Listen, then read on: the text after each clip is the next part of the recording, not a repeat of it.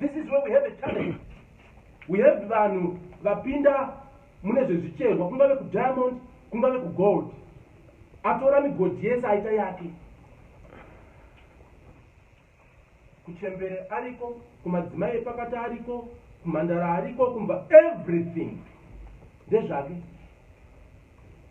So we've said, and the problem yavaita ndeyekuti even imo muno munotova nevamwe vakatobhadharwa kupusha certain narratives dzekutaura kunzi vanatsenenga muna matutu vakepitwa neimwe nyika ndo yaakuvashandisa.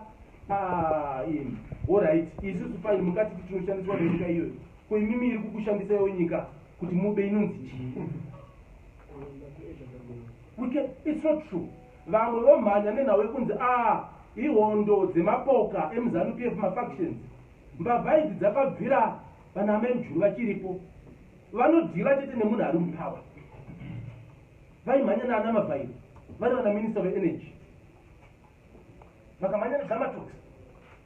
Hatina kumbokunzwai muchitaura kuti no faction yeGamatox iri kuprotecta vanhu.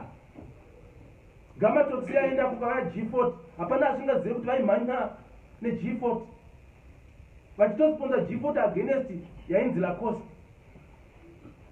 Nhasi wochinzi no vakupersecutirwa imwe faction, vakazoita mapoliticians rini? Hasi mapoliticians ava imbavha nemakororo.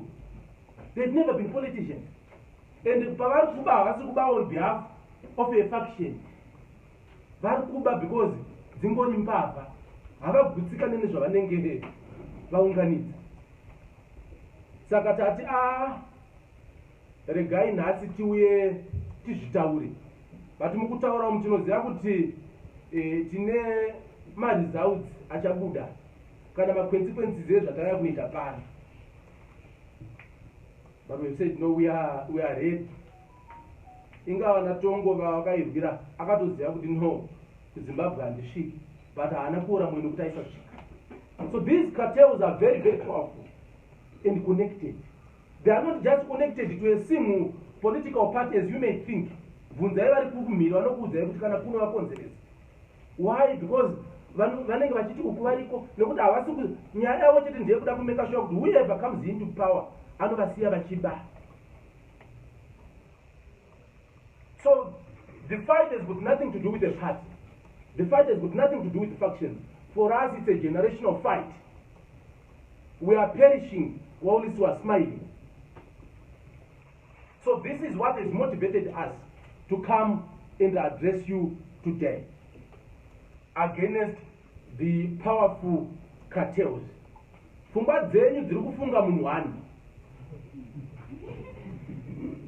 kuti kana tataura nhau yecartel ndinhingi. Kune macartels ari gold, macartels ari diamond, macartels ari fuel industry, macartels ari pharmaceuticals, macartels ari transport sector, macartels ari even mu retail sector. Aripo.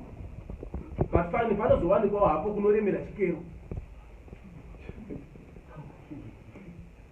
So ndonyaya ndati nditange nekutaura ndichingokuchingamidzai kuti ndo nhau yatiinayo pano. Saka shoko ratoda kuti titaure nderekuti mumwe nemumwe pane vanhu vari kuita zvavari kuita ngaamire nemuchinjiko wake. Usati kana wabatwa uchibata bhinyamukadzi womunhu obva wati handinoroverwa kuti ndakavanyima mombe vaida kurima.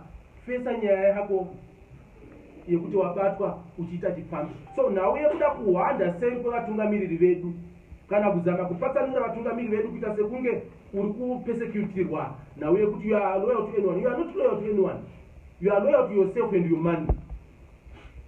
What matters to you most is money. You don't even care about people's lives. People are perishing in hospitals everywhere. Vanhu vakabata zvinhu, so macartels, pharmaceuticals and everything. So we cannot allow such a situation.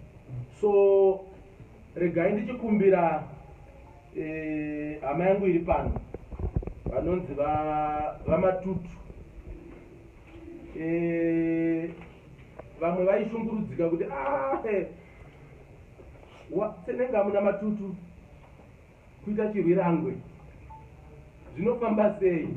Aiwa, hatingakundirwi nemakudu anoti kana achirwa akaona kwasvika mhando anombosiya hondo yemarize otanga amhanyisana nemhando.